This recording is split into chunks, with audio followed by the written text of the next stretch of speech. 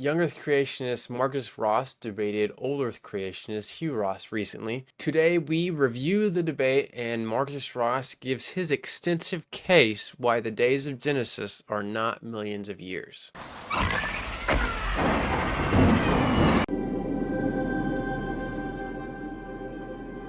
Everyone, this is what your pastor didn't tell you. Dr. Marcus Ross and Dr. Hugh Ross had a debate at Liberty University, which I went to, and I got this super cool autograph by Marcus Ross, and also a free book by Hugh Ross. But it was a lot of fun. But today we're going to do a review of that topic, the debate, the discussion that went on between them. How are you doing today, Dr. Ross? Hey, I'm doing great, Zach. It's great to be on again, too. Thank you very much for the invite. Yeah, it's been a pleasure to talk to you in the past, and I'm excited to talk to you here now. So the discussion, all right. They seemed like a bit of a debate to me, but it was framed like a discussion. So could you just give us, your quick thoughts on how you think the discussion went? Well, this was the third time that Dr. Hugh Ross and I'll just call him Hugh as we go through. I hope you don't There mind you talking about another Dr. Ross when I'm a Dr. Ross. It gets all go. confusing. But this is the third time that Hugh and I have squared off, in a sense, on debates. We did a in-person, more formal debate at Evangel University back in 2016. That was the first time that we did anything like that, and that was a very good event. It was substantive. It was cordial.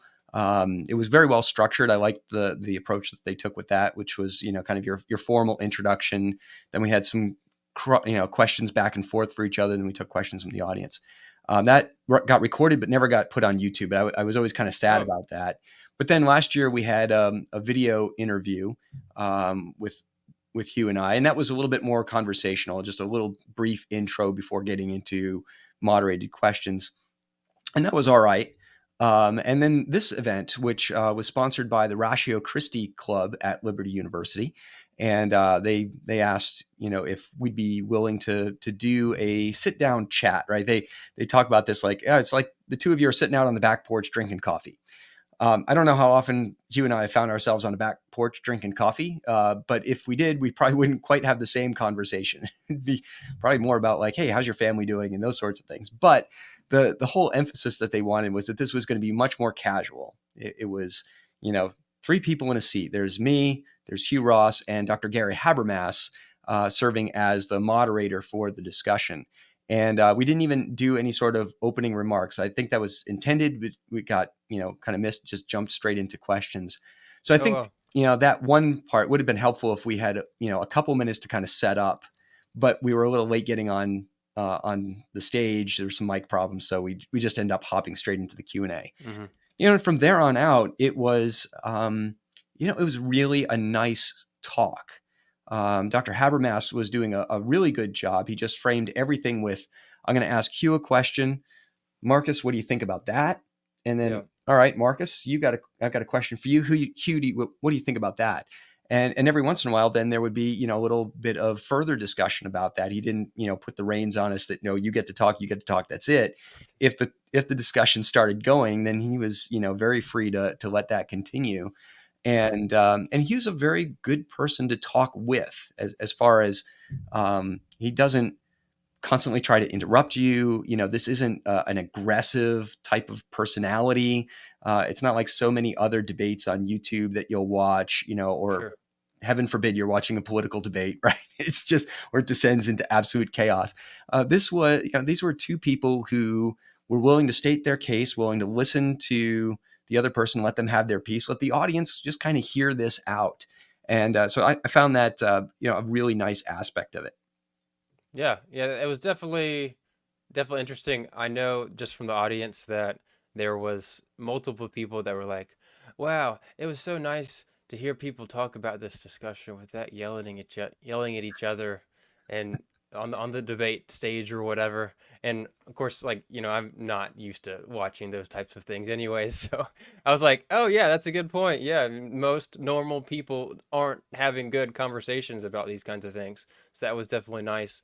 Something that I wanted to do for people that didn't watch that debate is give people a chance to understand your basic arguments, your basic position. So could you maybe give us your 5 minute spiel on like what were your strongest arguments like for this discussion on like why you believe in a young Earth and your specific views of the Bible, of course, and all that. Sure. So for a young Earth creationist, we are going to affirm that the text of Genesis 1 through 11, for example, is composed primarily of historical narratives. We've got some genealogies in there as well, but young Earth creationists will look at Genesis 1, 2, 3, 4, the flood narrative, etc., as conveying historical truths, not calling them history in the same sense that we might look at, a modern biography, but still giving us a sense of a historical progression through time of events that actually occurred. Um, of course, a young Earth creationist like myself looks at the days of Genesis and holds that there are good linguistic, hermeneutical reasons to look at those days as normal days like what you and I experience. They're like a rotational day of the Earth. They're a 24-hour period of time as the way that they should be understood in the text. That Adam and Eve are the first of all people ever created. There's nothing like them or sort of like them that's created. They are the first human beings. Um, and their introduction of sin into the world brings not only death and suffering to humans, but also cosmic consequences through the curse that's given onto the creation by God, the cursing of the ground, the cursing of the serpent above all animals, those sorts of things. A young Earth creationist typically is going to be taking the genealogies of Genesis 5 and 11 as fairly straightforward. Some young Earth creationists say that that's an absolutely strict chronology, and so you can calculate the Earth's age to 4004 BC, like Archbishop Usher did. I'm not so sanguine on that. I'm willing to let the genealogies be an ancient document that's trying to do other things besides just give us a straight chronology. I understand that argument. I think it's a strong one, but I think that there's other options available as well. Hmm. But nonetheless, I think that the genealogies are there to give us an idea that human history is quite finite and fairly short, brief in terms of thousands of years. How many, I'm not entirely sure, but thousands of years. And if the days of Genesis are actual days, then the beginning of creation predates Adam by only 5 days, right? Or if I'm going to be Augustine, instantaneously just before him, right? So Augustine's actually, he believes in a younger Earth than I do because it's 5 days younger for him than it is for me. Um, and of course, a young Earth creationist is going to hold to a worldwide flood or global flood, however you want to say that. But the entire world, both known and unknown to people at that time, was completely deluged. So for evidences, there's going to be certain types of scriptural arguments that I would make and that Hugh Ross makes for his view, of course, as well. And then for scientific arguments, I'm going to be pointing to evidences for a youthful and rapidly formed geological column, since the record of geology is one of the prime evidences used to argue for the ancient age of the Earth. Evidences for its youth would argue against a deep age. So I talked about things like carbon-14 that's found in bones of animals throughout the fossil record, but not only bones, but also things like coal, diamonds, natural gas, shells, all sorts of different things. Almost anything that was organic that we can sample in the fossil record still gives us some sort of recognizable carbon date, which shouldn't happen because carbon dating is only used for the last few tens of thousands of years. And after that, there isn't enough of it to get an age for anything. So if you're finding a carbon date for a dinosaur bone that's saying that it's 38,000 years, for example, when other methods are saying, oh no, that dinosaur should be 150 million years old or something, you've got a serious question about, why are these two dates, why does the carbon date exist at all, and why is it discrepant with the other forms of dating? Sure. There are a couple other types of examples that I would talk about. One of the things that we talked about was soft tissue within dinosaur bones and other fossils now that have been found with intact proteins and things like that, things that have a decay horizon, if you will, a timeline after which they have degraded to complete goo and are unrecognizable biologically. And yet they're found in specimens that are tens of millions or hundreds of millions of years old on the conventional timescale. We didn't talk that much about radioactive dating as a whole, but there are also creationist arguments about things like uranium to lead dating and other forms of dating that might tell us that the ages of the rocks are not as old as conventionally understood. So those would have been some of the say geological arguments that I might Hmm. use. I did use a couple biological ones as well. One of them being the widespread capability of species within groups like families to be able to hybridize with one another, something that one would expect to be possible within a recent dispersal from the ark, but one that is very surprising if all these different species have been evolving in different trajectories for millions of years, even on different continents, and still capable of hybridizing. Like, why is it that a camel that lives in Asia is able to be artificially inseminated into a llama in South America, and you get a fertile offspring out of that, or you get an organism? That's, these animals are supposed to have been separated evolutionarily by probably something like 12 to 15, 20 million years. That's a long time for speciation to take place and to go out. So why would these things be able to hybridize at all? And I think that makes more sense if we've had a rapid origin of species more recently than if we've had a long protracted period of evolution, or in the case of an old earth creationist, Dr. Hugh Ross thinks that each and every species of mammals throughout the entire history of the world has been made separately. So why would a camel and a llama on different continents be able to hybridize if they were created by God to be separately created kinds? Hmm. So I think that's a powerful argument, especially against something like an old earth creation perspective on that. Hmm. Yeah, we'll have to dig into that a little later. There was certainly a scientific discussion in that thing, and I'm pretty confident that 99% of the audience didn't follow any of it. S- It is tough. I mean, Hugh is an astrophysicist and a brilliant yeah. man. It's just, the kind of guy whose body exists to help bring his brain from one library to the next to learn things. Like, he's just tremendously intelligent. And I'm a geologist, so even our disciplines aren't really crossing over. I'm a geologist, paleontologist. I study life in Hmm. the rocks, and he studies stars. So I'm looking down, he's looking up throughout our history. Yeah. But we've at least paid attention enough to the different science disciplines that we can have a conversation. But one of the things that you do risk in any situation like this is that it can get a little out beyond the abilities of the audience, and so you've got to be cognizant of what the audience can do. I hope that when I present, the audience can follow along with me, even if it takes a little bit of time. It can be Hmm. tough when scientists get going. Yeah. But Yeah. on the No flip kidding. side, it can be tough for us scientists when you theology guys start, throwing out all No, these that's true. theological terms. Like, I don't know, I don't know what's Yeah. going on. So, Yeah. Yeah. Try reading an actual research paper. Crazy oof, stuff. yeah, Yeah. If you don't know Hebrew and Greek, good luck. All right. So, yeah, I wanted to talk to you about the days of Genesis. That's obviously going to be a huge discussion because Hugh Ross thinks that there are extended periods of time, while you think that they're specific 24-hour days ish, I would assume. Yeah. So, what are your best arguments that you think support the idea that Genesis 1, the days of Genesis are 24-hour days? yeah. That's a good and fair question, and it was the first one that comes up in our debate. So if folks are going on YouTube and taking a look at that debate, that's going to be like, question number one: what do we do about the days of Genesis? Sure. Um, and we can trace back Christians talking about the days of Genesis as being days like we experience them, all the way back to Theophilus of Antioch. So we can go a long way back. In fact, the very first Christian writing that we have about the days of Genesis is Theophilus, and he's taking what we would call today a literal day view. And only like within a decade or two later, you've got Origen and Clement of Alexandria writing, and they take a figurative position, right? They're taking the days as allegorical, and they're down in Alexandria where that allegorical perspective had been passed on to them from Philo, who was Jewish. So why would we end up with two different perspectives, even all the way back there at the beginning of the church? But why is one of them, a regular day? Well, I think there's a couple of good linguistic and hermeneutical rules there.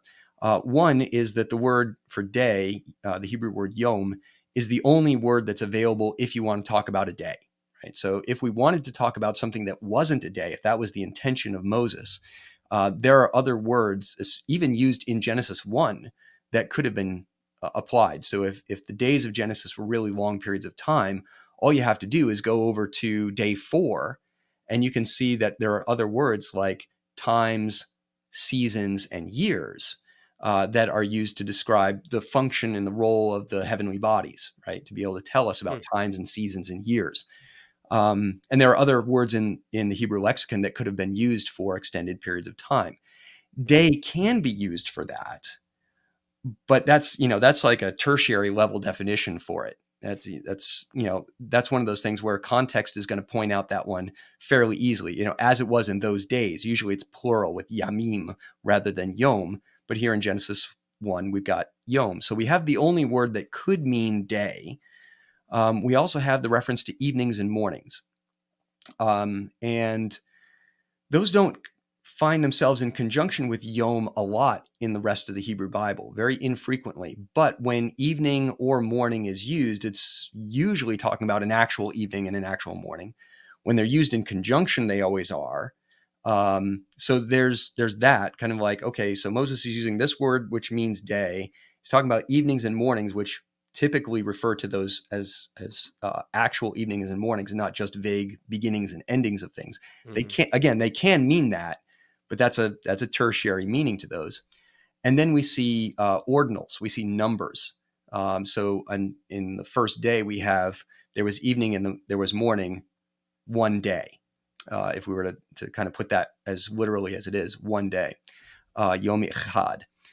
And when we see ordinals used with yom elsewhere in the Bible, there's only, I believe, 2 exceptions, and they're both in a prophetic passage about something else, right? So it's a really weird passage, it's prophecy, and everywhere else, the number associated with that day means that many days.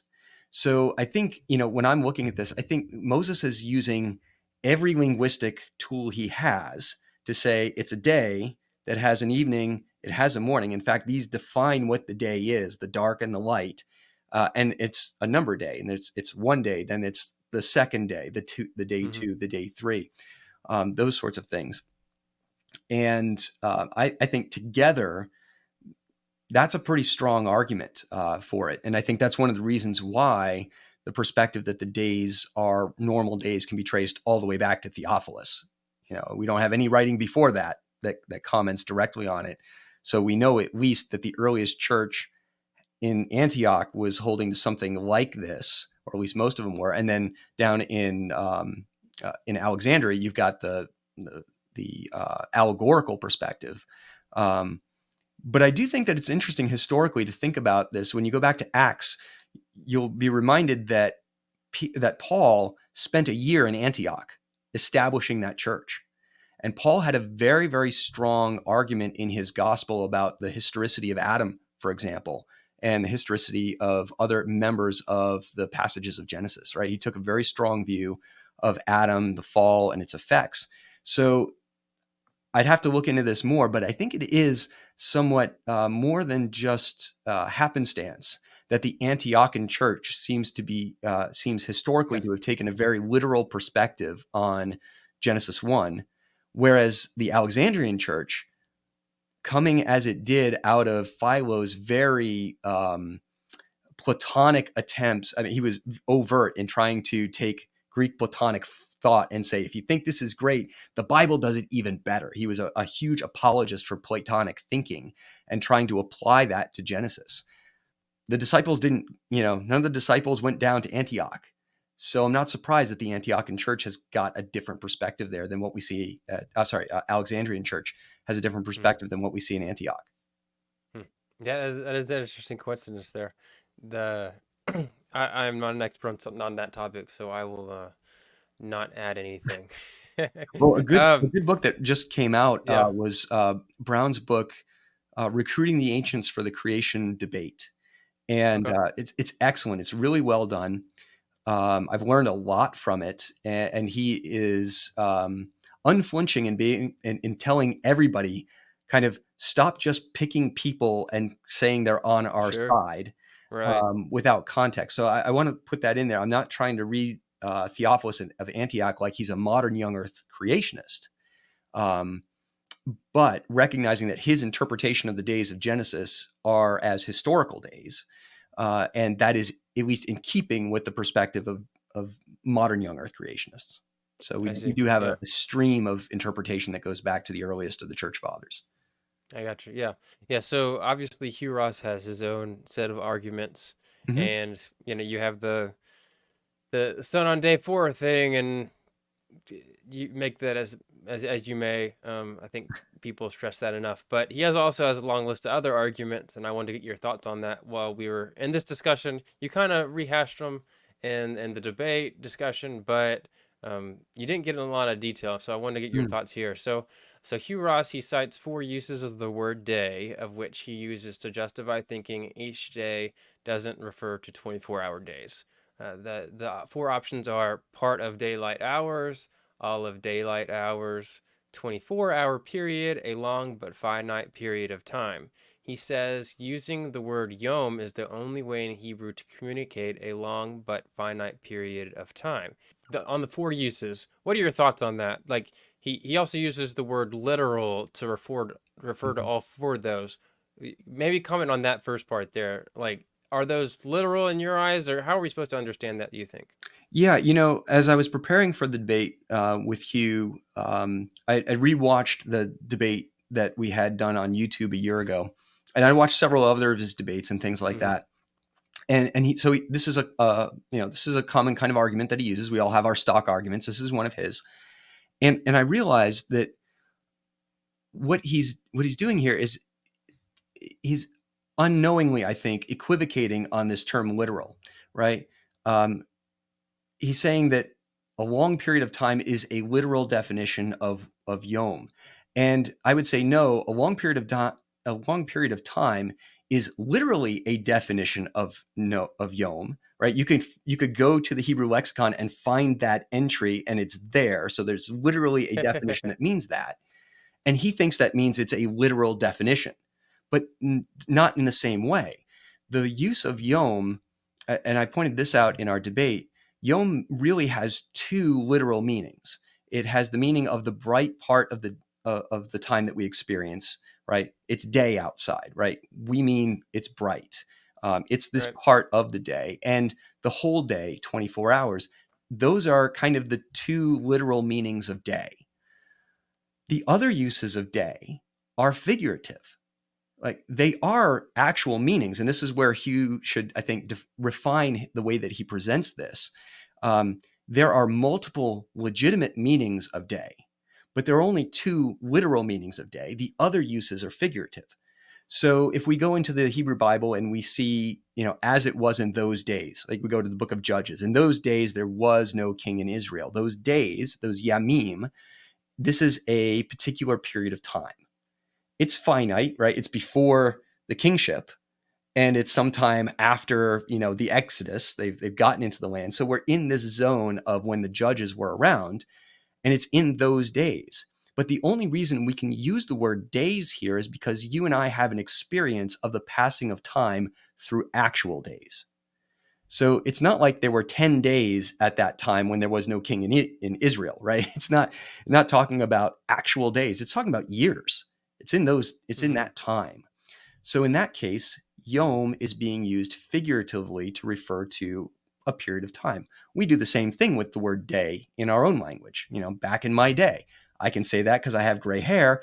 You can say that to kids who are younger than you, but college students that are 18 really don't have a back in the day. They just don't yet, right? They're in their day. Um, so we can use that sort of phrase, but we also know, between you and me, if I talk about what happened back in the day, that it's figurative. It's a figurative reference to some vague period of time when apparently things were better, or whatever. If we're going to be Mm-hmm. grouchy about the future, the back in my day it was better or harder or difficult or whatever.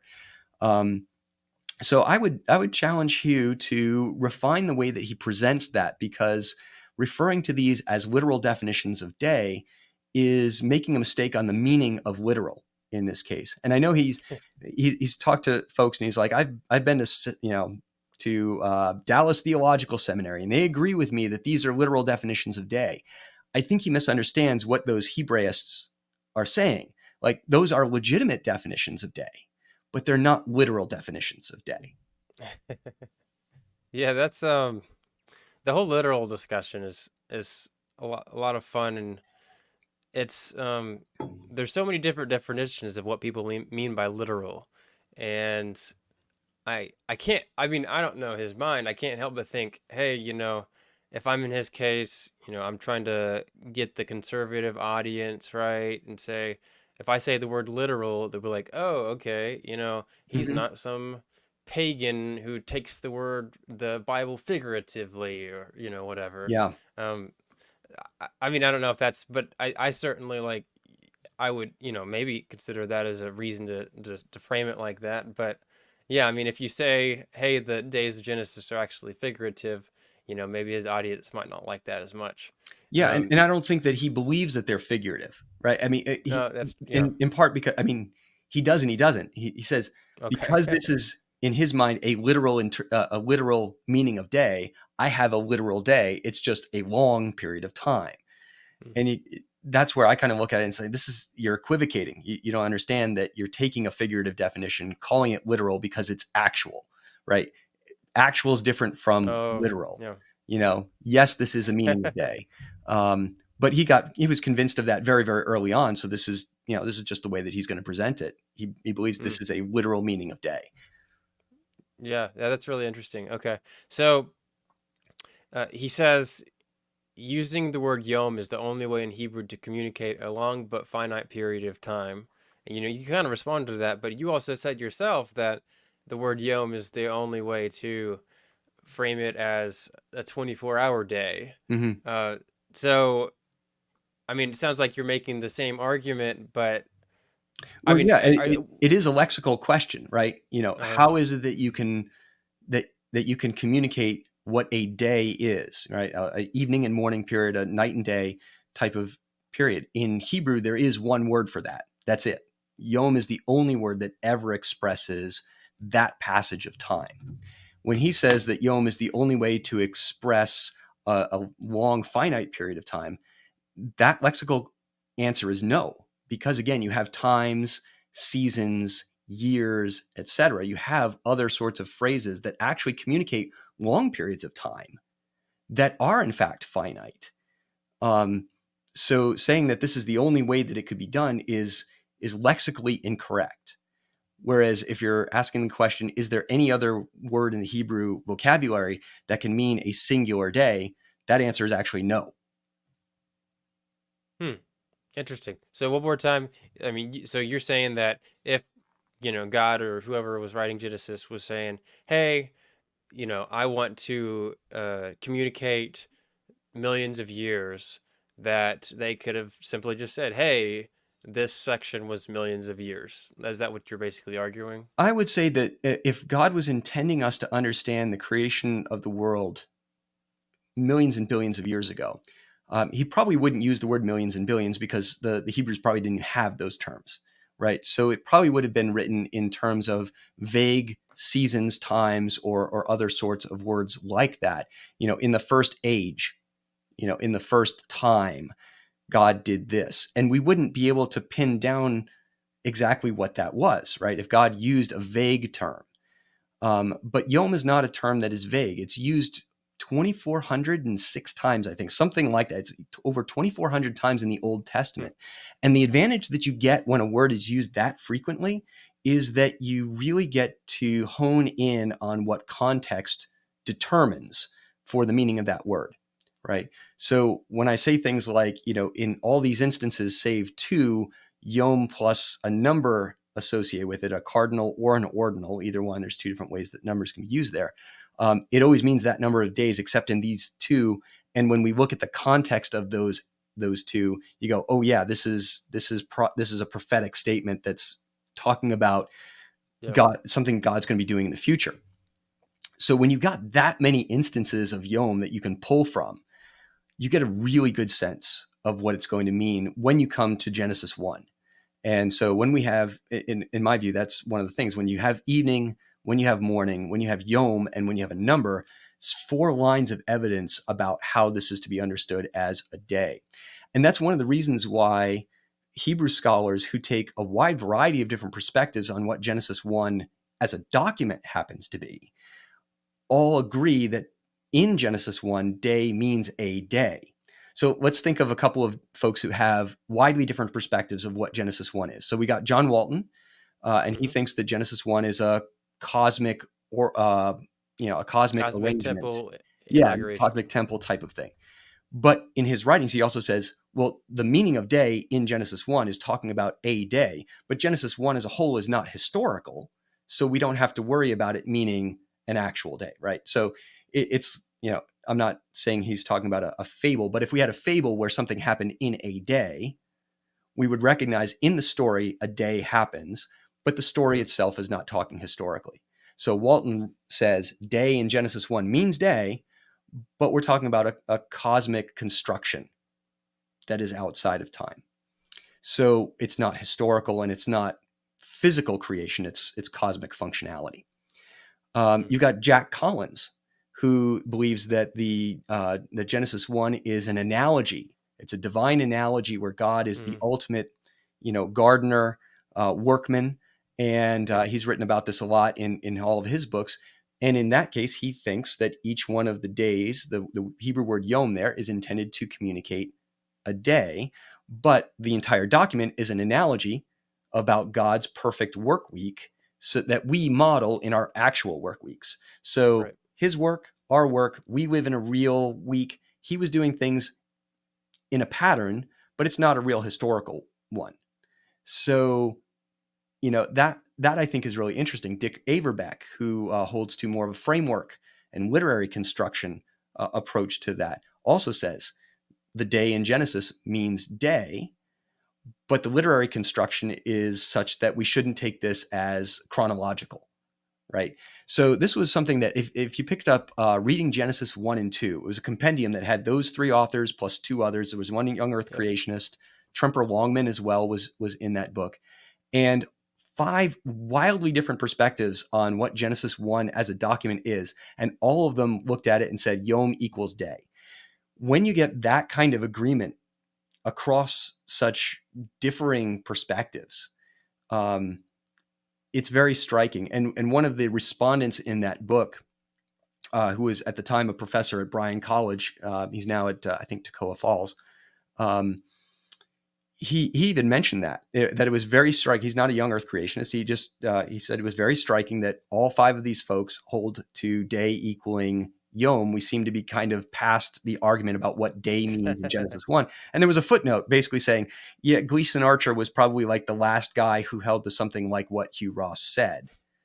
And really, that's it. You pull any group of Old Testament scholars right now about what does day mean in Genesis 1? It means a day. Whether you are a young Earth creationist or a Walton perspective on cosmic temple, you can both agree this is what the meaning of the word is here in the text. And I think that's Mm. one of the reasons why in the future I think honestly the progressive creation perspective is going to struggle mightily to maintain this argument that the days are finite long periods of time that are in Mm. some sense sequential and correspond to Earth history. This was a perspective starting with the day age approach. Um, its earliest advocate, I guess we'll pin its earliest advocate as from one of Newton's students, writing in the latest early 1700s. And we really don't see it fully mapped out until the early 1800s. And when that comes around, it becomes a fairly popular attempt to harmonize what seems to Mm. be the ancient, the evidence for an ancient Earth with a still literal, if you will, reading, or at least what they were hoping to be a substantive reading of Genesis, merging the two together. So, Mm. really Hugh's perspective on this, as far as anything widespread in Christianity, is about 200 years old, a little bit more than that now, maybe 250, I would say. And it was invented at a time in order to create a harmony. And, much like gap theory, both of them have run on hard times because they run into interpretive problems, because they run into lexical difficulties. And eventually people just go, this this had a solution. And even this book that I just mentioned by Brown on recruiting the ancients, even he mentions at the very end of the book, kind of like old Earth views of gap theory and progressive creation. They had their shot, but it seems they've run their course. And I'm not. It's one thing for a young Earth guy to yell that and say, "Oh yeah, they're dying." Like, stop it. But it is interesting for someone who's, say, a church historian to look at that and say, "Yeah, these don't look like they're the views of that will make it far Yeah. into the future." Yeah. Yeah, it's interesting because I mean, I'm not that old, but 20 years ago, that's where the discussion was. It was Yeah. like maybe gap theory, but either Hugh Ross or young Earth creationism. That's pretty much it. So that is interesting the where the conversation has gone. But we still want to talk about some more of his arguments because it's almost like seems like a long list. Mm. But It was a long so conversation. Yeah. yeah, yeah, so one thing he cites Psalm 95 Mm. and arguing that we are still in day 7, and this is not an argument I can understand. Can you talk about what you think in your opinion he's arguing by mentioning Psalm 95 and also Hebrews 4 saying that we're still in day 7? Yeah, so the Hebrew 4 reference is, or verse is quoting from Psalm 95 here, and it's talking about entering into God's rest, that we are able to enter into his rest. So Um, the one in Psalm 94 is about the Israelites entering into God's rest. Basically when you live by the law, when you do the right things, you know, you will enter into God's rest. And the writer in Hebrews is picking this up and putting this into a component of our salvation. We enter into yeah. God's kingdom as Christians. We enter into God's rest. Well, when does that rest happen? Well, it happens on the seventh day of creation, because the both Hebrews and from Psalm 95 are referencing back to the seventh day. That this is when God rests. So Hebrews continues on and kind of says, this we enter into this rest. So this rest is an eternal, or it's a future rest, and it's a long one, right?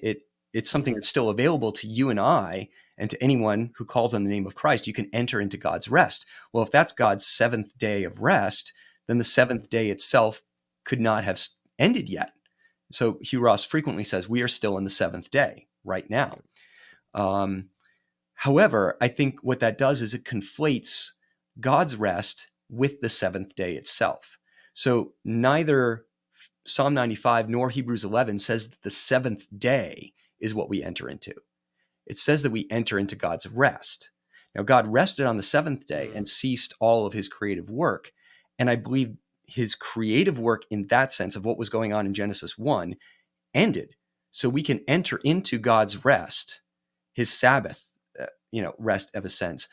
But that doesn't mean that the seventh day itself, which is a day as experienced on earth, is something that continues on forever. So that's a question about how are you going to understand what's going on with the seventh day, and is the seventh day separable in some sense from God's rest? And I think that God's rest continues, but the seventh day ended, and there was an eighth day after that, and it was the beginning of the next week. So, but for Hugh Ross, he looks at those as being identical. The seventh day and the rest are the same. Therefore, if that day has not yet ended, then Yep. obviously all of the other days before it must also be long, finite periods of time, Hmm. because the seventh day would then be a long, finite period of time. Yeah, I would really like to see why he would take that specific position compared to other positions on that, because it seems like there's multiple ways you could explain what the writer's saying. So, like, why pick that specific one? Yeah. Well, I think part of it is, and having talked to Hugh, I'm not trying to like psychoanalyze or anything, but having talked to him, and us going through several debates and discussions and sit down chats and things like that. We're at an event, and we've it's time to just be friendly and talk, and explore why we think what we do. Um, one of the things that Hugh said, even in our debate, right, is he became a Christian reading a Gideon's Bible on his own, and praise God for the Gideons, right? They led another man to the Lord that they had no idea. They put a Bible someplace. He found it. He read it, and he believed. But he had already also believed in Big Bang cosmology by that time. And so when he reads the passages of Genesis and other areas, none of us read the passage, and this was brought out in the debate. None of us read the passage devoid of any past history. We all bring something Sure. to the table here. And I think Hugh brought, some of his scientific perspective. He was evaluating all of these different religious texts that he was reading from the Hmm. standpoint of, do they match with what I know from science? And he read the Bible and he looked at it and he said, I think this one matches. I think, the flow of time that's given in Genesis 1 and some of the other passages that he read, and he goes, that matches what astronomy says. So then when you run into an argument like, oh, you can enter into his rest, and somebody says the rest is ongoing, he reads somebody who says that means the seventh day is still going on, that fits perfectly with what he's already thought, right? That just meshes. So you're going to see that, you're going to be like, that's a great argument, because it's already part of the way that you're thinking. It's not something that he, I think, invented on his own. There are other people in the history of the discussion of Psalm 95 and Hebrews 4 who have brought up this idea of the rest and the seventh day being the same. I don't know when that interpretation shows up. I don't know if that's something that kind of comes out of the day age view of the 1800s, or Hmm. whether it's got a longer history to it. Yeah. But I would say probably it doesn't have a huge history of being so strongly equated with the seventh day, Hmm. because the two biggest perspectives on the days of creation prior to geology and astronomy giving some challenges to the age of the earth were the the literal creation week versus a allegorical creation week, which I know Augustine called his the literal interpretation of Genesis. Right, but his idea was Genesis was literally an allegory, so that's why he's okay. I'm okay with Yeah. him saying that, because he thought Genesis 1 was an allegory. Um, so you either have instantaneous creation, in which there is no actual seventh day at all. That's something that was done in the heavens as part of the revelation to the angels, if you're following Augustine's thoughts. Or it's a seventh day that actually was rest, and you move on from there. It's probably not until the 18 or 1900s that you're going to see people arguing that the seventh day is some sort of long period of time. Hmm. Yeah. Yeah. So in Ross's A Matter of Days, Hugh Ross's the book, he says the young Earth interpretation of Genesis 1, both Earth and life exist before the sun, moon, and stars. This leaves a person to wonder where heat, light, gravity, and Earth's rotational and orbital features came from Mm-hmm. prior to the fourth creation day. It's also hard to imagine how none of those qualities would have been seriously interrupted when the sun, moon, and stars suddenly entered the scene. The only possible explanation would be that God first created a surrogate sun, moon, and stars and later replaced them with the currently existing sun, moon, and stars. The Bible never mentions such a phenomenon, nor does the Bible explain how or if God intervened to prevent such upheavals from destroying earth and life. Do you take the specific view that that's the only way to explain it? And what do you think about that? Why does that not give you too much pause? Yeah, we're talking about the creation week, right? We're talking about the miraculous at work. God is creating matter and energy, things that we can't do today, right? Mm-hmm. It's the chief rules of the universe is matter and energy can neither be created nor destroyed. We can only move them around from one form to another.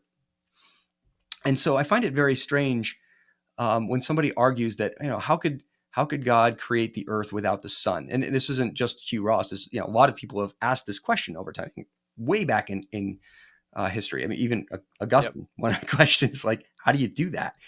And I always just kind of marvel, like, well, yeah, but this is God creating the entire universe. Is it too hard for God to not make the sun until day 4? To have some other type of light? I don't think so. I think that it's actually really easy to think, when God is in the work of absolute miracle, of Mm-hmm. creating out of nothing all the things that exist, for him to do whatever he pleases during that miraculous period of time. So if the earth is made before there is a sun, we don't need a moon. We don't need other stars. Those are not germane really to the question. The big question is, how do you end up with light for the earth without the sun? How do you have the earth like rotating or whatever? Well, the earth can rotate. God can simply have the earth spinning. That's fine. It doesn't need the sun to do that because the sun does not control our rotation now anyway. That's not what's controlling it. We orbit the sun, okay, but we probably, in my view, we wouldn't have been orbiting anything. We would have simply had an earth that was rotating with some light source provided by God. God doesn't tell us what that light source is. He simply says on the first day, let there be light, and there was light. And substituting that for the sun is not going to cause upheavals on the earth. Otherwise, God's stupid, right? I mean, if God can't create a world without operating everything with Newtonian and Einsteinian physics to begin with, right? If he couldn't create a light source for the earth over here and then substitute it for the sun on the fourth day, and give the sun the role of bearing that light that was made on the first day, then we wouldn't be talking about a God that is powerful enough to actually call the world out of nothing. Mhm. He is that powerful. So God can create a light source for the earth and later create the sun and give it the role of bearing the light. So what Hugh is doing is he is assuming that there are certain rules of physics by which God must create. And that during the creation week, God is still beholden to all of those rules. Because in Hugh's mind, the universe is spoken into existence by God in verse 1. He doesn't start day 1 until the third verse when God says, let there be light. And that's when he thinks it shifts and focuses just to the earth. So we already have a sun in his view by Mhm. the time the third verse comes about. And so he almost can't, I think, conceive of God creating the solar system out of nothing. He can create the universe out of nothing, but not the solar system, because the solar system can only form by certain rules.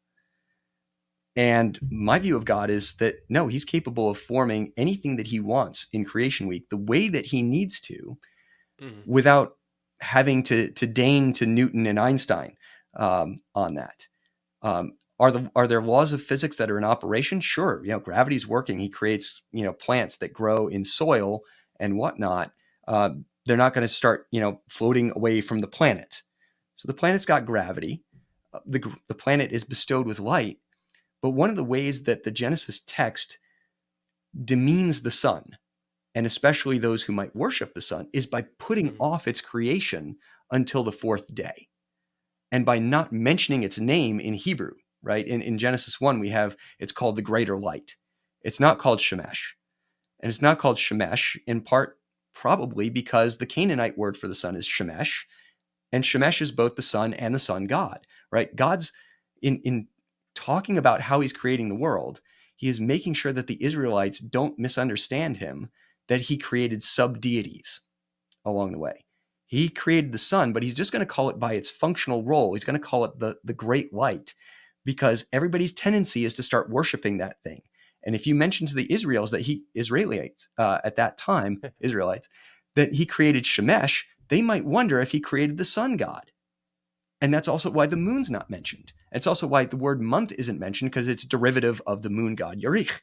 So there's all this kind of interesting potential argument that's being done, this polemic against false deities that's silencing them and taking away their identities.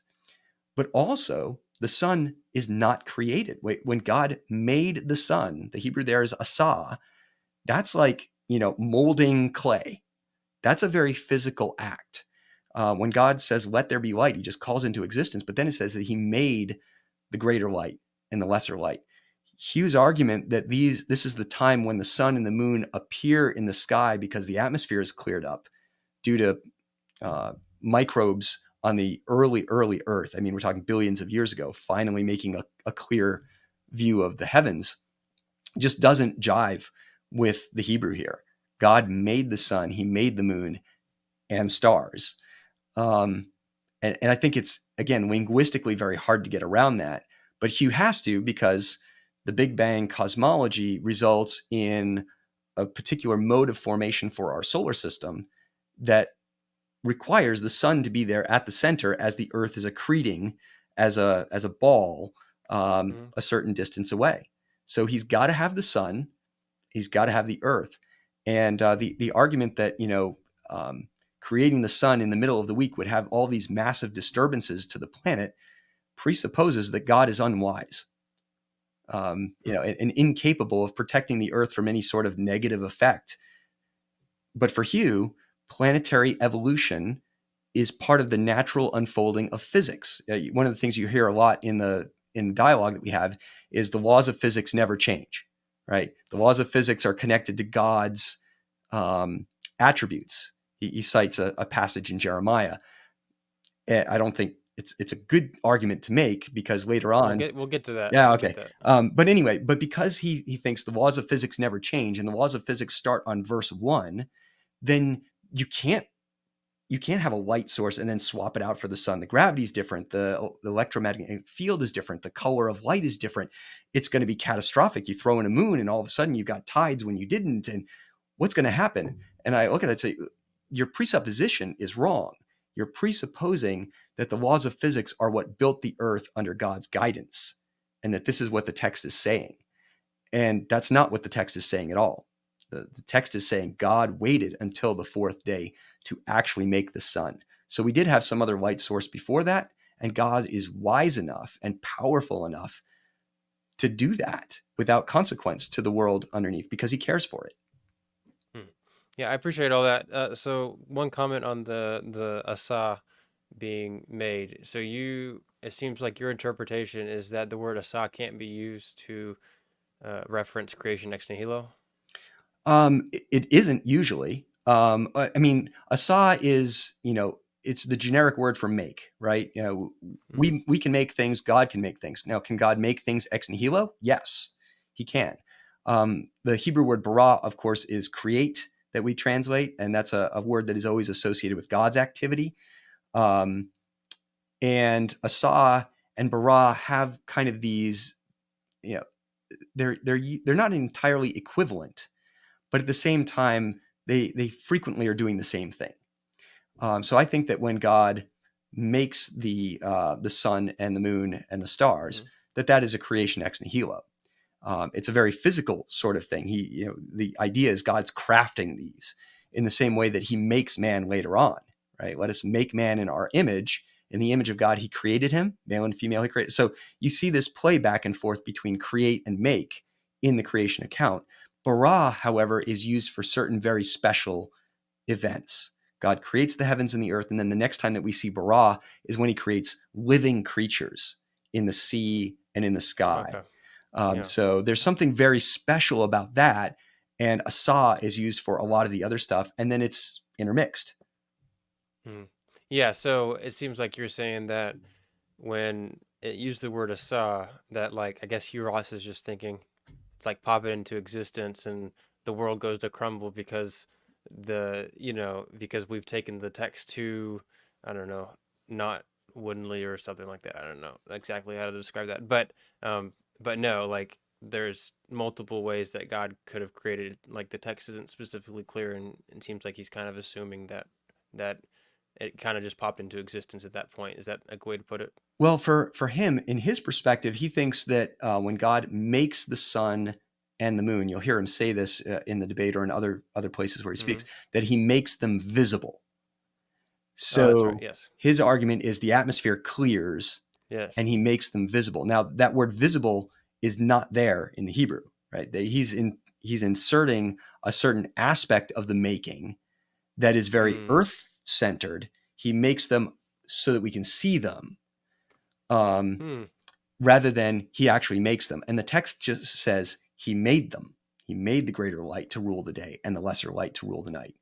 Stars too, right? So again, I think this is a place where he's got a perspective and he has to kind of import some solution around what Genesis 4 indicates, that the sun comes after light. But in a Big Bang and nebular hypothesis model of the Mm-hmm. construction of the solar system, that's not the way it works. Mm-hmm. Yeah, yeah, that's really interesting. I've not thought about that like that. Of course, as you mentioned, the saw can be used a number of different ways, Mm-hmm. but Yeah, I've certainly. Uh, I would like to see the evidential, the linguistic evidence to say that it was used in a similar way like that. Um, I guess you that would almost be figurative, wouldn't it? Um, I mean, depends. Maybe. I mean, well, I mean, if God ordains something to be and it happens, right? God makes it. Um, if I decide to take a lump of clay and make a cup, I made it. I can use a saw for that. God also talks about making things. I think in Genesis 1, the context here is he's making physical things. The sun is a physical thing, and he crafts it, he makes it. Um, but he also talks about, I can create, I can bara a new heart, right? The psalmist says, create in True. me, oh God, a new heart, right? He's not looking for a new pump, right? He wants a new spiritual attitude towards Yeah. God. So, Hmm. God's still responsible for that creation. That's a different kind of creation, but the context is very clear, kind of which is which. Hmm. Yeah, that is interesting. Okay. So, yeah, let's keep going. So, Hugh Ross, he notes how Adam would have had to spend way more time on in Genesis 2 than a day for all the animals. One, for they had to be created and then named, and then Eve is created, and then Genesis 2 said he did mention like it said the Eve is put to, like surgery, I Yeah, guess, if you take that specific view, and then it says at long last, like Adam says, at long last, yeah. I finally have someone, and uh, that's a lot of time to put into day 6. So, what do you think about that in your specific view? Because that seems to contradict with the 24-hour day having so much happen at one time. Yeah, I think that's overplayed a little bit as far as how much is going on in the day. Hmm. Um, God creates. He's created the world. He's going to plant a garden, right, in Eden. Right. So he makes a man.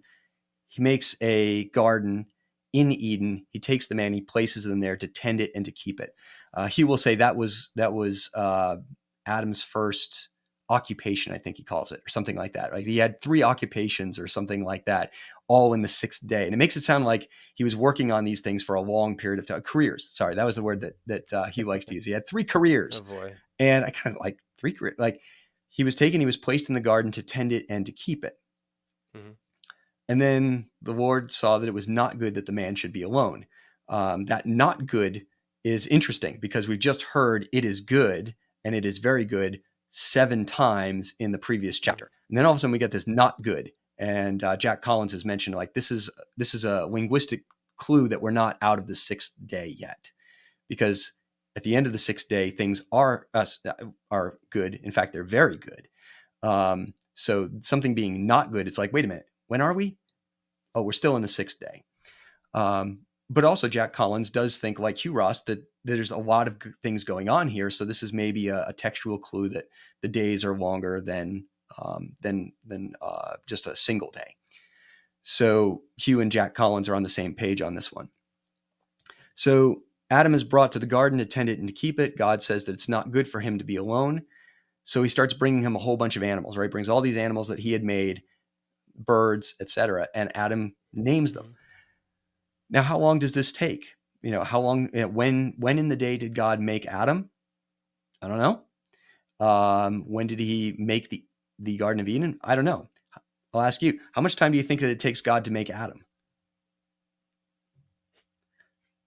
I would assume not much time. Probably right. The text is like, he takes a bunch of dirt and breathes into his nostrils the breath of life. Now, if you think that's an evolutionary process or whatever, I'm not on that reading, but the text seems to move us along fairly quickly through this process.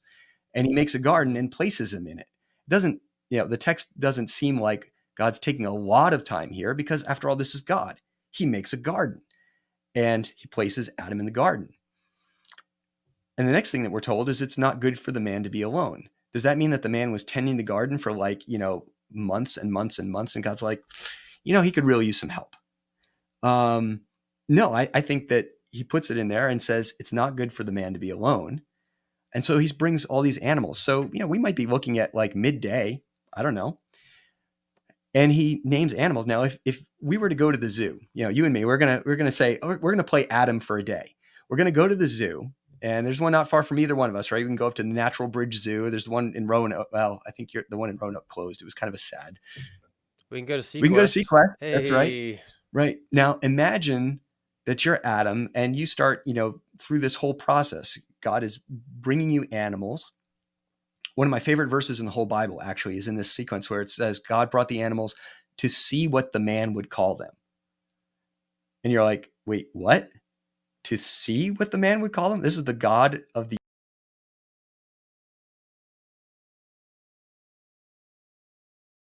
his mind after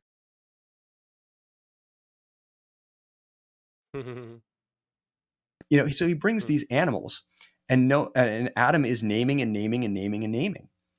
And if you had to, come up with names for like 2 hours, that would be a lot of work.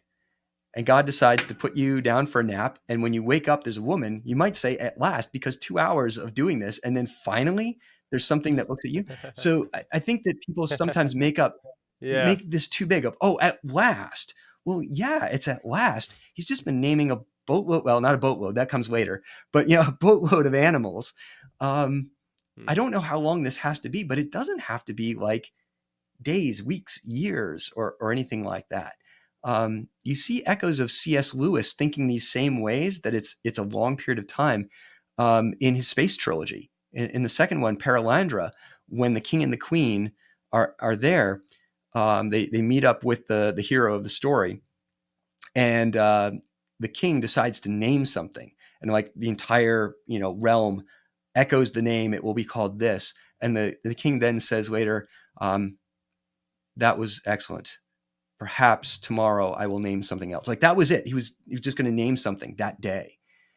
And I think that's Lewis likewise trying to get us to think, oh, maybe this took a long, long time for things to happen, Mm. because Lewis likewise thought the earth was very, very ancient and death precluded. So you see this in his books, which I love, but they definitely have this kind of flavor of a old earth perspective in them. So I just don't think that, in reading this text, you're forced into this idea like, oh, this has got to be a huge long period of time. Adam's got 3 careers and he's got to name like 5 million animals. And then at long last, like there's a lot of Mm-hmm. tasks that I do that after 30 minutes, I'm willing to say at long last, I finished that, right? Grading, Yeah. uh, grading papers, it doesn't matter how long it is, at long last, I'm done. But yeah, so as a young earth creationist, this argument really has never bothered me very much. Mm. So there is at least one aspect though where at least the animals, like, do you think that all of the animals that existed that time period were named? And I mean that takes a long time That would, itself, yeah. right? I mean, if God's not being hyperbolic, and Adam is going to name all the beasts of the earth and all the birds, and we then equate, and this is an important part, if we equate our modern concept of biological species onto the Hebrew text, this becomes a problem. However, that's something we always have to be very careful of, right? Whenever we're reading the Bible, bringing our own modern perspectives, whether it's science, political, social norms, what have you, we have to be very, very careful not to do eisegesis here.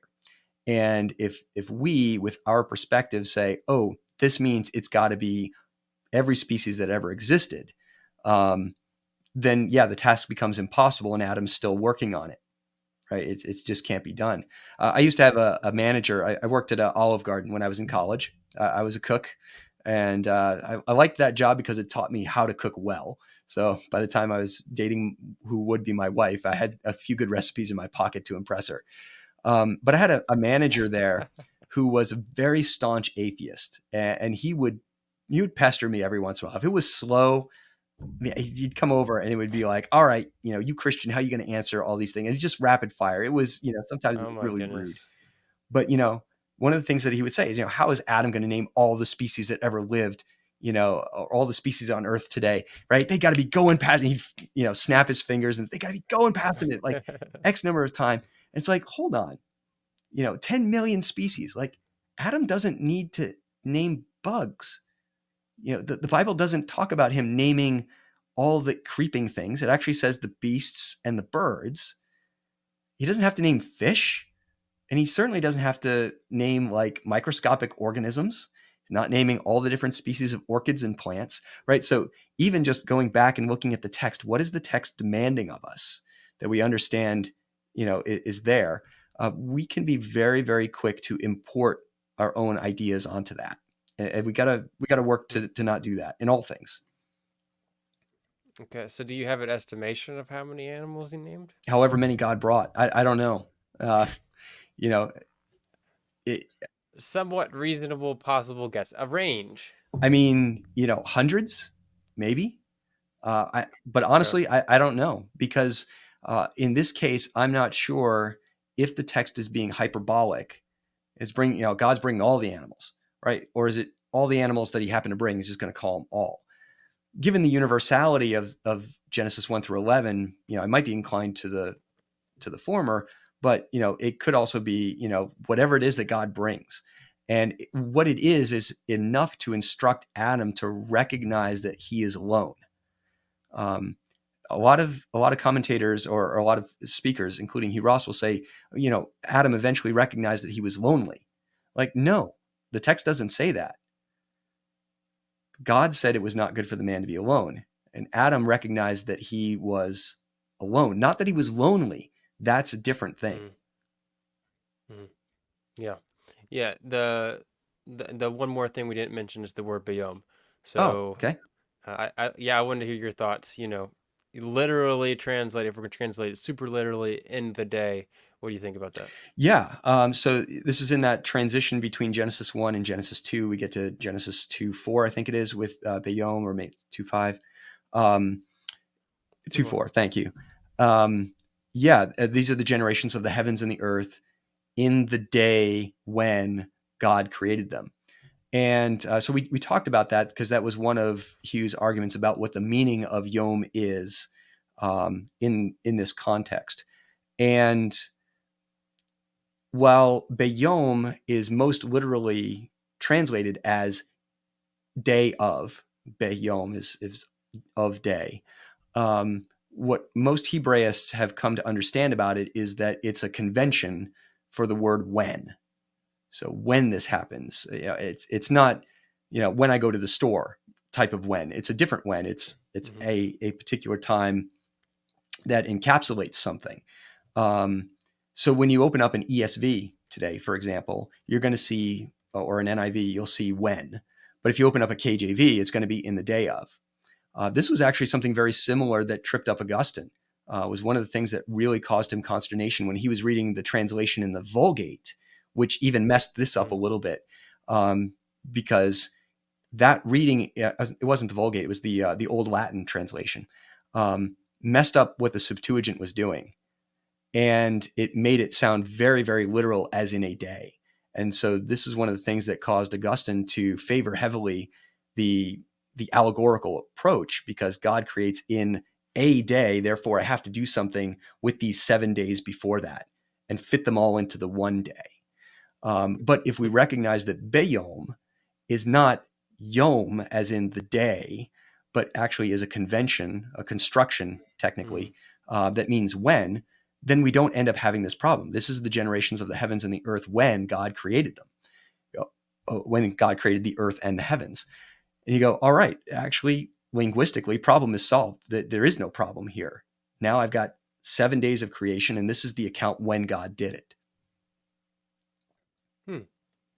Yeah, yeah. Obadiah 11 is what the NET cites as an example of how it's used as Oh, when. okay. Uh, yeah. Thanks for But pulling that all up. right, so let's talk about You sure. got good tools Uh, there. I don't have those tools. yeah. Maybe one day. I think you the all those that big library of Liberty books should be enough for you. It's Maybe helpful. you got to go to the library though. So, do you think any laws of physics were changed or that decay and entropy were changed at the fall of creation? Yeah, this gets back to Hugh's argument about the laws of physics don't change, right? Um, and I would say, as I said before, first off, in Creation Week, with the laws of physics, kind of all bets are off. God is creating out of nothing. Therefore, the laws of physics don't apply to that type of activity.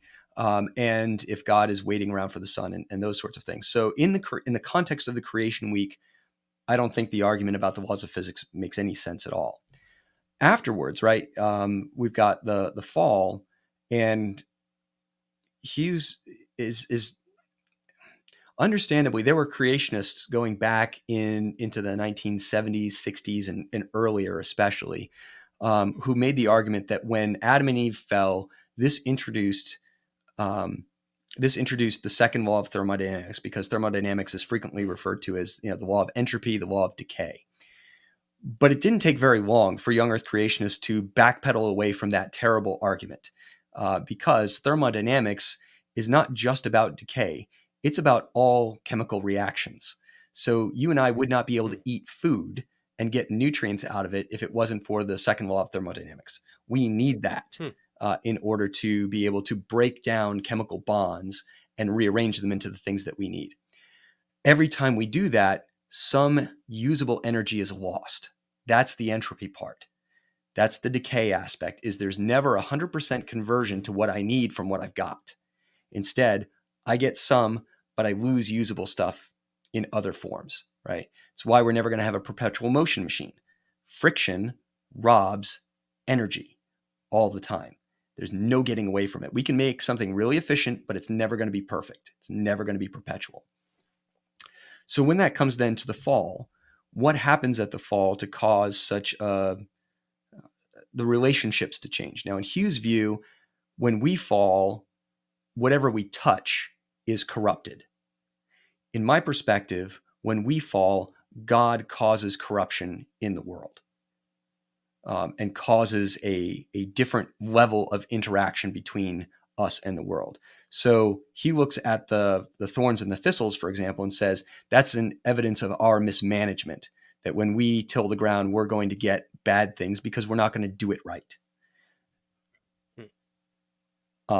That's a fairly new perspective in the history of Christendom on that. Most of the history of Christendom is when the fall happens, God curses the ground so that it produces thorns and thistles in response not to human activity, but to that sin in particular. That sin introduces thorns and thistles into the world where they were not there beforehand. So that causes Hugh to ask me, well, what do you think changed? Were there laws of physics that changed? I don't know if there were laws of physics that changed or not. I kind of have to dodge the question because I don't know, and the Bible doesn't tell me specifically what's happening in the creation to bring us from a point where there is harmony in what we do in the way that nature will respond to a situation where now with what we do, nature responds against us. So the two curses that God gives in Genesis 3 are praise the Lord, not on humans. Because the word for curse that's used there is like a really bad one. It's the curse that you don't get out of. And so God says, cursed are you, right, to the serpent, cursed are you, on your belly you will go, and all that sort of stuff. So, we have a debasement of the serpent. Possibly it's when snakes don't have legs. I don't know. That's a long-standing traditional perspective on it, but it's not explicit there. But there's a cursed are you above all beasts, above all cattle. So that is a comparative clause. And if you go into some of those Hebrew tools that you have, some of the lexicons actually use that very verse as their prime example of the comparative clause of this, but more than that. So it seems then that the curse is extending not only to the serpent, but out into the rest of the animal world. That makes sense because one of the jobs that humans are given is dominion over the beasts of the field, the fish, the birds. We did not have dominion. Adam did not exert dominion. Eve did not exert dominion. They listened to the serpent. And so the animal realm is now under a curse because it was used to subvert God. Through the serpent specifically, that's why he's cursed more than everything else. But then the second curse is on the ground because by eating the fruit, Adam and Eve also failed to properly tend the earth. And so the two jobs that we have, dominion over the animals and, subdue the earth, are failed, and the curses go onto those jobs. So everything that is under our domain is cursed. Hmm. And that's why I look at this and say the fall is cosmic. We're given two jobs. We fail at those two jobs. The curse extends out into all of those places. And Hugh looks at it and says, no, the curse is only affected because of man's mismanagement. And I think that Hmm. that's probably not what the author has in mind here. I don't think that it's the ground will be cursed because of you. That is, I think, what the text might read if God's intending that your actions will bring forth the wrong things, but it's your actions that do it. But rather, no, it's God's curse that brings these things that are now at war with you. Hmm. So, random question. What do you think about the idea of it being to say, hey, like, so of course, sin, they eat the fruit, they got kicked out of the garden, therefore they're maybe the thorns and thistles are outside the garden already, and that's what he's communicating there. Mm-hmm. That's why he gets that, um, because he's in a nice little place now. He's not Yeah. anymore. What do you think about that interpretation compared to what you've talked about so I far? think that's colored by our modernism and our perspective that the earth is incredibly ancient. Because if it is, thorns and thistles have been with us for tens of millions of years at least. Um, we have different types of plants in the fossil record that have thorns in them. If human beings are a fairly recent creation, then the thorns have been around, and so you try to read Genesis 3 to say, okay, well, now that you're out of the garden, now it's going to be tough because now you're in the place where there's thorns and thistles. But I don't think the text reads that way. I think the text reads much more naturally, and this is obviously a matter of kind of taste and opinion on this.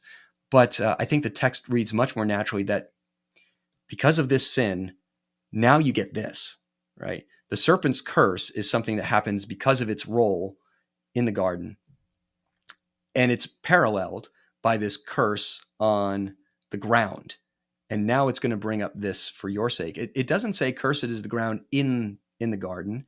Cursed is the ground out. I mean, cursed is the ground, the earth. It's everything. I think Adam and Eve were intended to expand those borders of Eden out indefinitely into a world that was untamed but tameable.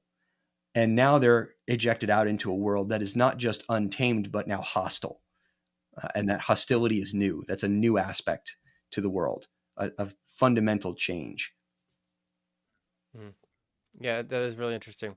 All right, how much time do you have? Well, it's 15 minutes. Okay, all right, all Maybe we right. can come back some other Okay, so time. We'll hit the science side of yeah, things. We're hitting so much theology now. yeah, that'd be fun. All right, so it's something that wasn't talked about in the discussion, but I really want to get your thoughts on genealogies, Genesis Mm. 5. So, I know that Hugh Ross has argued that there were gaps, which is, not an inherently old Earth position. I've had young Earth creationists on to talk about that. Um, but, but, and I don't know. What Okay. If what is your opinion on Dr. Hugh Ross's position on the genealogies? How does he square that up with science and all that? Well, when you take a look at Hugh's writings, and he's written a lot, um, his understanding of when Adam existed and when the flood occurred have certain types of consequences then for the genealogies. So in Genesis 5 and 11, we've got, a set of 10 and a set of 9 or 10, depending on, what happens there. But nonetheless, we've got a couple of genealogies more or less mirroring the flood Hmm. with about 10 on each side. Reasons to believe, and Hugh Ross have moved around the position of where Adam is, anywhere from 30,000 years ago, earlier in their writings, 40,000 years, something like that, up to about 100 or maybe even 120. So there's been a Hmm. lot of play there. So in the debate, he keeps talking about Adam living tens of thousands of years ago. And yet in their writings, they've allowed Adam up to 150,000 years ago. Hmm. So I found that was interesting. I think it was a way in which he was trying to have some common cause with the audience by saying Adam only lived a few tens of thousands of years ago. That doesn't sound so bad as saying Adam lived 120,000 years ago. Now the young earthers in there are kind of like, he says a few tens of thousands of years ago. Well, okay, maybe I'll listen. Right. But likewise, he places the flood sometime during the last ice age, the last glacial maximum is what we would call it, That glacial maximum ended about 12,000 years ago, but that wouldn't have been when the flood was. He's saying it's in there somewhere. So just for fun, before our 2016 debate, I'd actually put together a slide of what the genealogies would end up looking like if Adam was, say, at 150,000 years ago, and the flood was 50,000 years ago, and Abram was at, say, 2000 BC, sort of conventional view of when Abram is, because that's about when Hugh and I start agreeing completely on biblical timeline. Mm. The results were not pretty.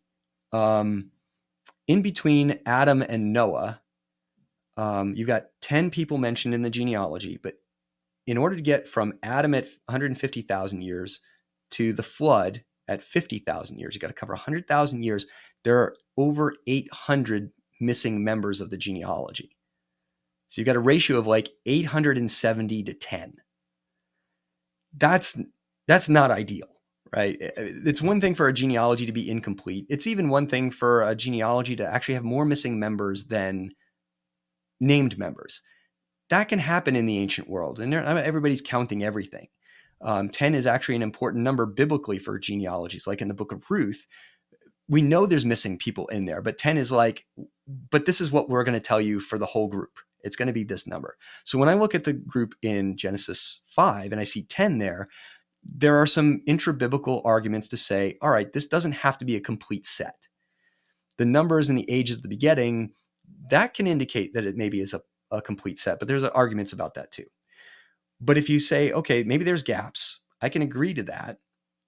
But when you've got a ratio of 87 to 1, it doesn't seem like those genealogies are actually doing anything besides naming like a few random people besides Adam, Seth, and Noah and his dad.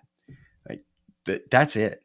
Right? It's an ugly looking chart. I did it in Excel, and I kept having to zoom out my Excel spreadsheet to add in more and more of these people.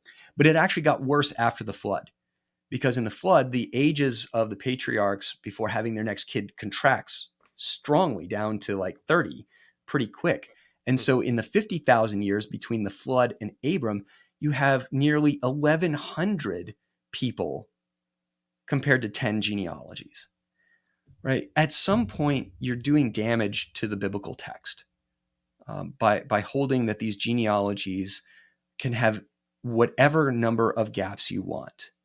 Sooner or later, I don't know where that line is, right? It's kind of a, it's a hazy line somewhere. Answers in Genesis will say it's as soon as you add one, right? You can't do that, like whatever.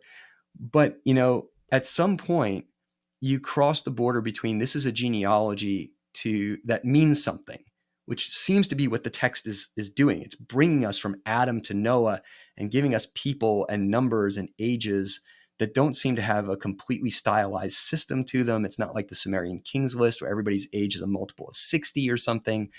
Everybody's tried to figure out the number sets in Genesis 5 and 11. None of the systems work. They all come really close and then they fail. So I look at that and go, these genealogies are trying to tell us about real people who have real connections to one another. We might not have to take them as a complete sequence. There could be more space and time, but sooner or later you run into a problem where these become just vapors of mist in the myth. And at 87 to 1 and at 110 to 1, these genealogies are meaningless. And I don't think that's what the text is trying to get. These genealogies are important. First off, just to get us from Adam to Noah and from Noah to Abram. That's their prime function. Follow the seed, right? Follow the righteous people. But if all we've got is a few random people in the sea of thousands and thousands of people, it doesn't seem like the genealogies are really doing that job. So I look at that and I think, yeah, we could have flexibility in the genealogies. The ancients looked at genealogies in ways that we don't. We have to recognize that about the biblical text. At the same time, this biblical text is, I think, telling us that the history of the world is finite and recent and can't just be stretched as far back as we think we need it to be to get to some anatomical, anthropological marker point where we say, okay, this is human enough to be Adam and move forward. And that's part of why their date for Adam is constantly moved back. It's because, oh, evidence of symbolic uses and things like that are pushed backward, and they're trying to hew to a couple of very singular things that are going to help define what humans are culturally and exclude everything else before that.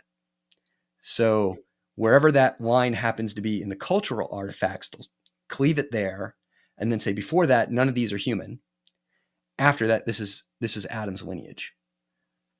And then in another episode we can explore then who's supposed to be in that lineage from the anthropological record, and get to questions like what do you do with Neanderthals, and what do you do with other things like that. How do you identify humans from a scientific perspective that might be applicable to something like the biblical text. Hmm. Yeah, no, that's very helpful. I appreciate that a lot.